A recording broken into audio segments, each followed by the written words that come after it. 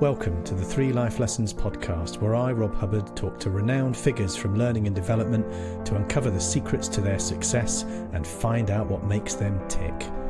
Remember to like, subscribe and follow to ensure that you never miss an episode. So I'm so delighted today to welcome a guest who is a seasoned thought leader, a very experienced writer and a great international speaker hailing from the Netherlands. And I believe we first met through a company called aNewSpring. So this is a great Dutch company with a really lovely blended learning platform that we've used for years. And I'm really happy to recommend both the company and the platform. Now, the Dutch have been at the forefront of learning technologies for many years, and my guest today has been, I believe, instrumental in that. And I would say, when I think about you, what I think about is your generosity. So your generosity of spirit, you're generous with your time, you're generous with your ideas, and you're generous in the support that you give to others. So I'm really fascinated to see if some of that generosity comes through in one or more of your life lessons. So welcome, Ger Driesen. Thank you, Rob. Thank you for the nice words. Nice to be here. and they're well earned. So, my first question, first of all, Ger, is what are you doing now, and what's the route through your career that has got you there? Yeah, at the moment I'm not that much at work because of health issues, but I'm still part of aNewSpring, the platform that you called as Learning Innovation Leader. Yeah, and I have my own company, Challenge Leadership Development Academy. And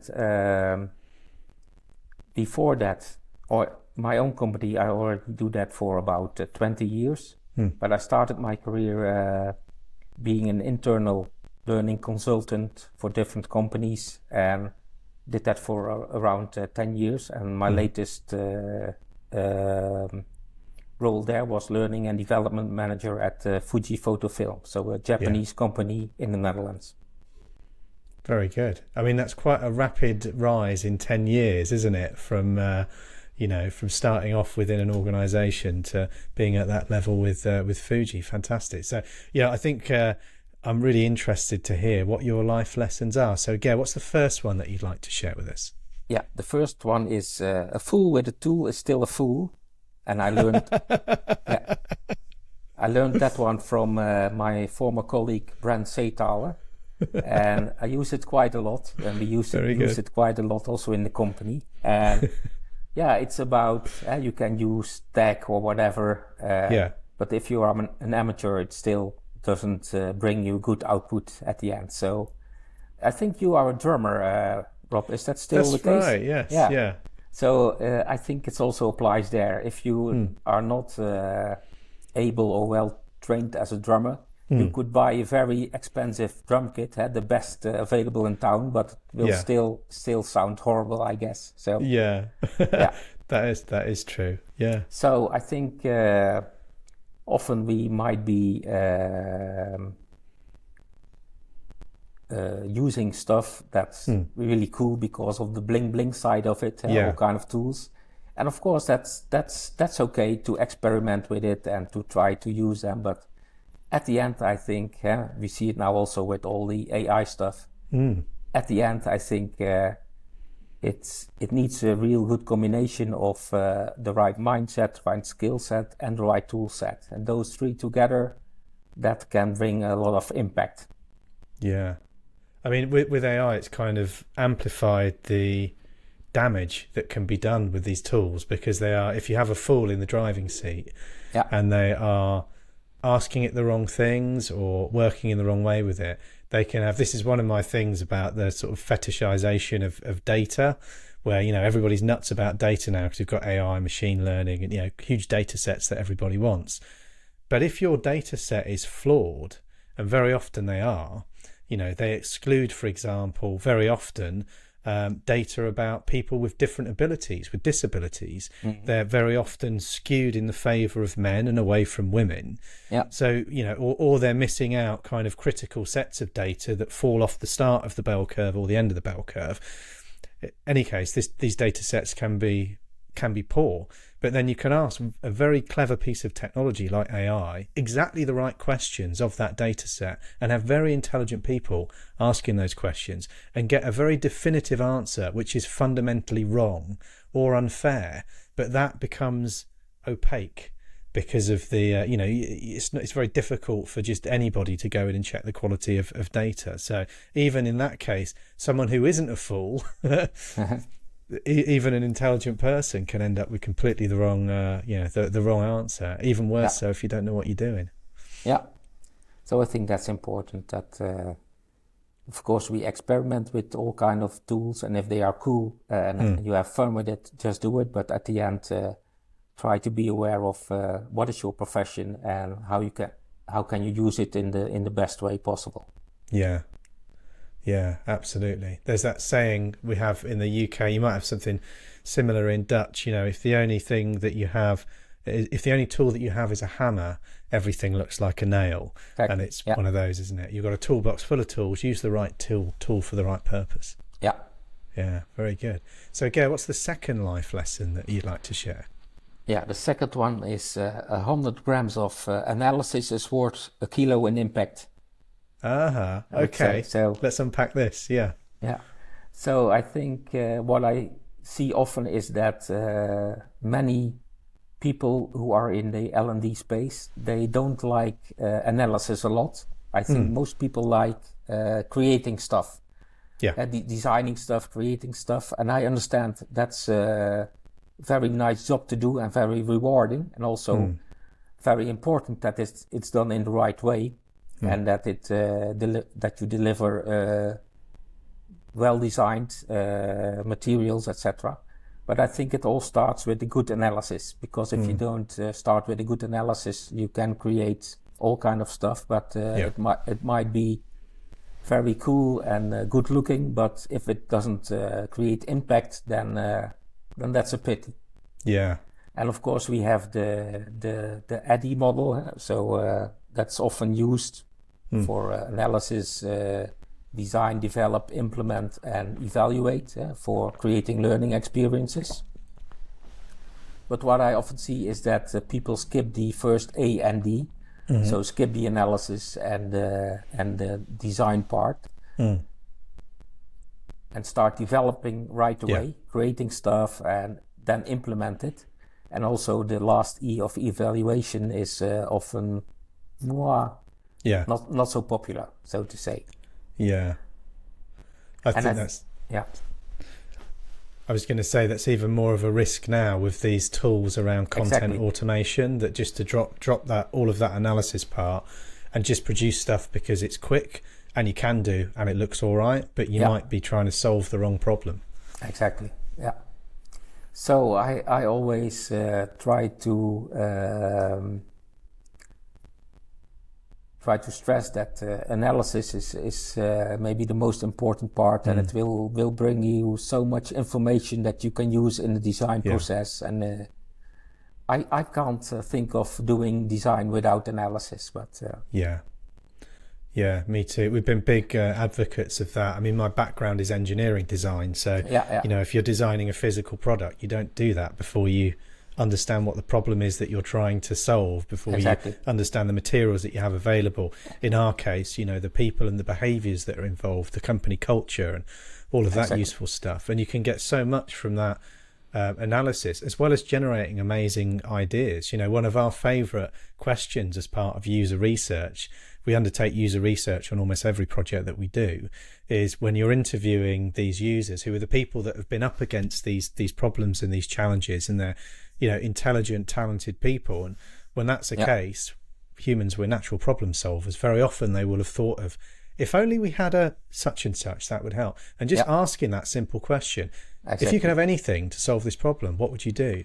And the solutions that come out, they're things that you as an external, or even as an internal L&D person removed from that problem, you would never come up with. And there's absolute gold you can get there. So we've had loads of success just asking that really simple question. Yeah, and that's what I learned at Fuji, the Japanese company. The first lesson that you learn there is go to Gemba. That means go to the place where the work is done. So if there is a problem, you go to the place where the work is done and where the problem exists, and you talk to the people who do the work right there. Yeah. And so you learn about the people, about their challenges, about the context. Context is also king. It's very important. And I think it becomes harder and harder for designers to have the opportunity to speak to people or to visit the place where they do the work, because of all the remote work, etc. But I think it's still very valuable. And sometimes it's really hard to say, okay, I want to do a bit of analysis, deeper analysis, and clients or managers say, well, you don't spend or waste time on analysis. I already know what's going on. I did the analysis myself, so let's skip that part and make it faster and cheaper. But I think the struggle to find time and to have the opportunity to really talk with people, those who have to use the end product and in their specific context, it's really, really important. Yeah. I mean, the nice thing is about user research and generating insight from that is that can scale with the project. You know, some of our projects, they are entirely user research, idea generation and recommendation. And these can be projects that last, 3, 4, 5 months basically. And we're generating huge amounts of data, talking to lots of people, analysing stuff that they've got and creating our own primary data as well. But then at the other end of the scale for much smaller projects, it's, do you mind if we have phone calls with 5 people? Yeah. Who can we talk to? What data have you got? Would you mind sending this survey out to a few of your team? So you can do it just in a few weeks with not a great deal of effort, but you can get some really strong insights from it.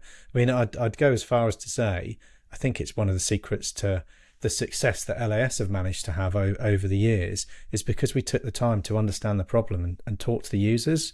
And as exactly as you say, the people that are faced with this, they can give you more insight into the problem, and very often they can give you great ideas for the solution. So I think that's a brilliant life lesson. Yeah, and there were times that as an external consultant when the client says, okay, let's skip that part because it cost me extra money, it will cost extra time. I try to say, okay, I will be critical about the time, etc. And if it's about the money, then I will take that investment for myself because it's so much of importance to me to deliver a good solution. And sometimes you have to do tricks, etc. So another trick, so to say, is that I said, okay, get my information as good as possible, but then do a pilot program, and then during the pilot gather additional information to keep improving. So user research by stealth. I like that. Yeah, very good. It is a fascinating area. I mean, it's one of the few areas where it's really interesting. Very often we're not selling to people from training departments. When we do, quite often those objections that you've described, that we get those from the training departments. Usually we're working with people from the business or people from the board or just below the board, and they go, brilliant, of course you're going to do that research because we want this to work. And they never push back against it. Particularly as well, I've found people with a psychology background, when we meet a senior leader who studied psychology, they get exactly what we're doing, and the relationship just works really well. I think it's fascinating. L&D, some L&D teams, they're really behind the curve on this stuff, and I think this is one of those areas where they don't kind of join up with what the business wants, what the business expects, and the language that the business uses as well. So very interesting. Yeah, you have to be lucky because sometimes also in the business, managers can be very transactional, and everything has to be quick and dirty, to say. So, so it can be tough in daily practice, but I hope people can find their way and value the analysis part and find ways to really apply it in their work. Yeah, absolutely. So that brings us to our third life lesson, Ger. So what are you going to share for your final one of the 3? Yeah, the third is when the world speeds up, we need to slow down more often.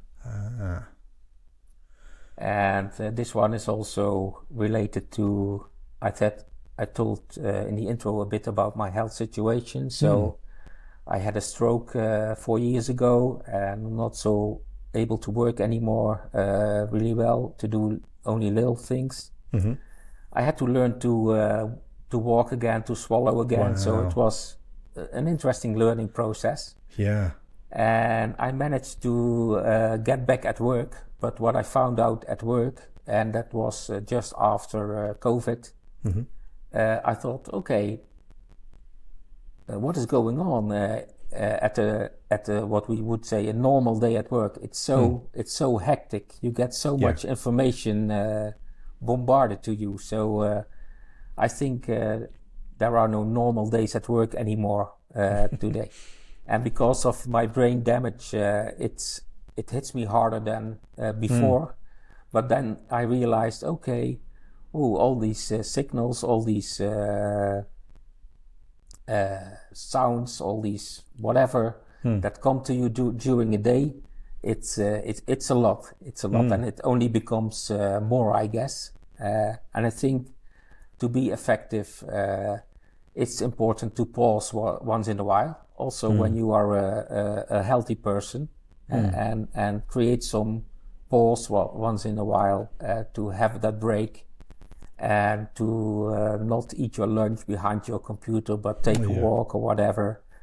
Drink that cup of tea without talking about work for 10 minutes or so. So, of course, it depends on the context in which you work, but I think it's important that we value pauses and slow a bit more these days.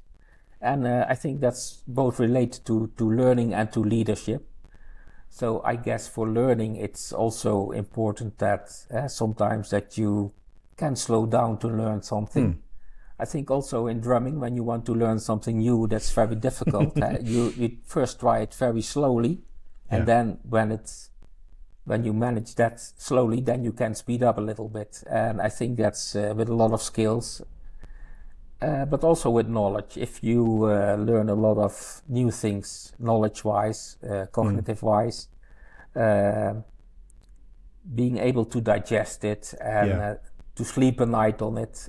It's known from brain science that sleep is also very important, or slow down is very important to digest new things that you have learned. So maybe it should become part of our learning design in the near future. But also looking at leadership, I see a lot of leaders who are very fond that they can finalize large piles of work during a day.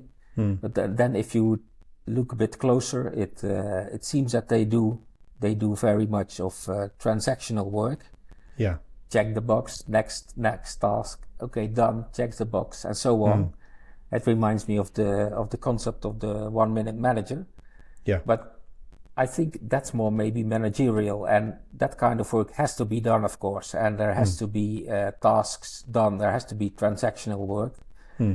But if you really are a leader, I think it's also needed to do some transformational things. So the world is changing, so once in a while you need some time to look around what's going on in the context, what's going on in the market, what's going on in the world, and what does it mean for me as a professional, for me as a leader, for me as a company, and for the people that I work with. How can we adjust to all the things outside of us that are changing? And if you get stuck in only the transactional stuff, then I think you don't have the energy and the attention to look around once in a while to see what's going on out there. And then you might wake up one day and see that you forgot to look around, and that you're not in the right position, or not doing the right things anymore. So it can be dangerous, I think. Well, this has been the promise of automation for the last, since the Industrial Revolution. Won't it be wonderful, everybody? We've got the machines are coming.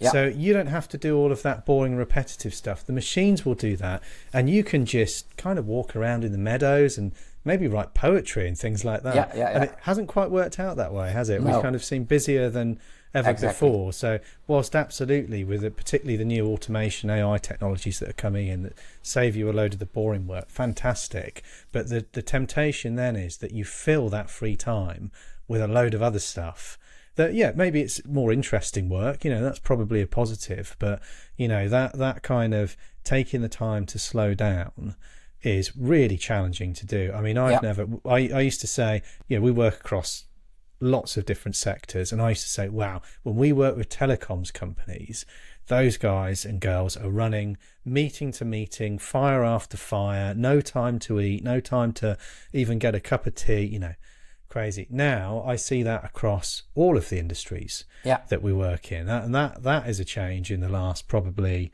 5-6 years, I think. And it's so difficult for people to take a breath. It's such a challenge, but it is. I took last year, I had more time off than I'd ever taken off in the 20 years of LAS. Never had as many breaks as I had last year. That was just how it kind of worked out. I think, LAS had pretty much our most successful year ever last year. Came up with many of my best ideas, certainly managed the stress and dealt with it a lot better. Had a lot more fun because I was doing other stuff. And I wasn't kind of completely off. When I was away and doing things, I was still doing a little bit of work as well, and ideas would come to me and I would capture those ideas. And I'm sure just the quality of not just my life, but my output was higher last year. I mean, we're fortunate in that, it's me and Tess's company and we have control over the hours that we work. But for many others, there still is that presenteeism, now digital presenteeism, that you're at your computer. You may not be in the office, but we need to see that you're doing stuff and you're available from this hour to that hour.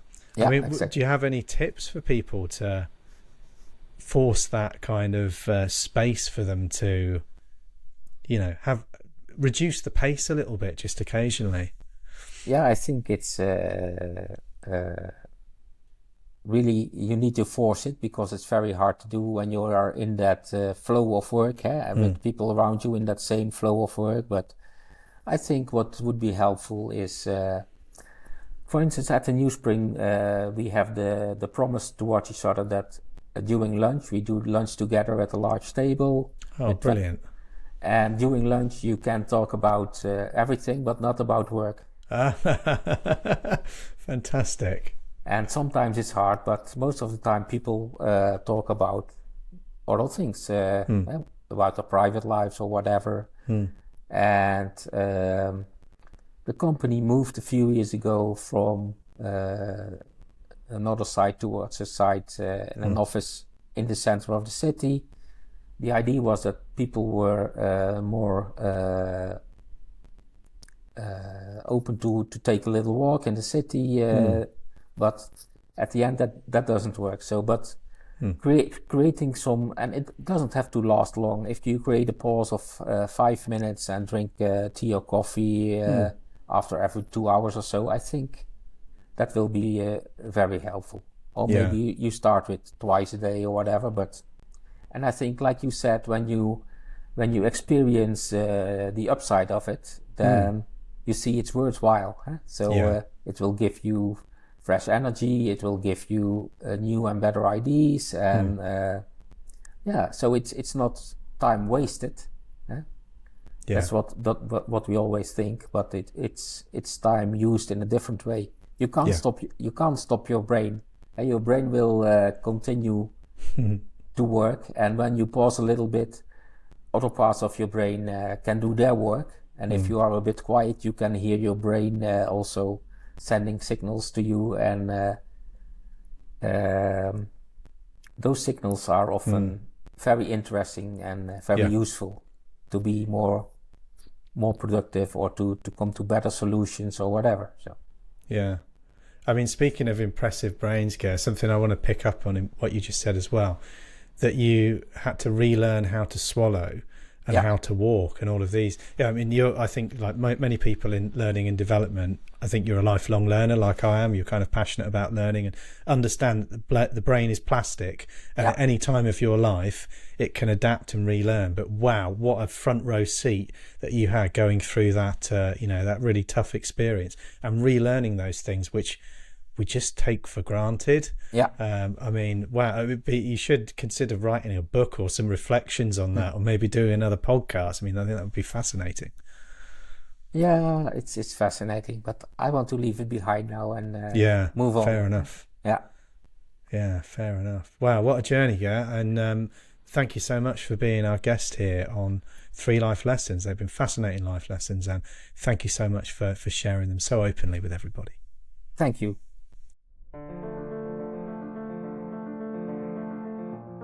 If you've enjoyed learning those 3 life lessons, then make sure that you like, subscribe and follow so that you never miss an episode.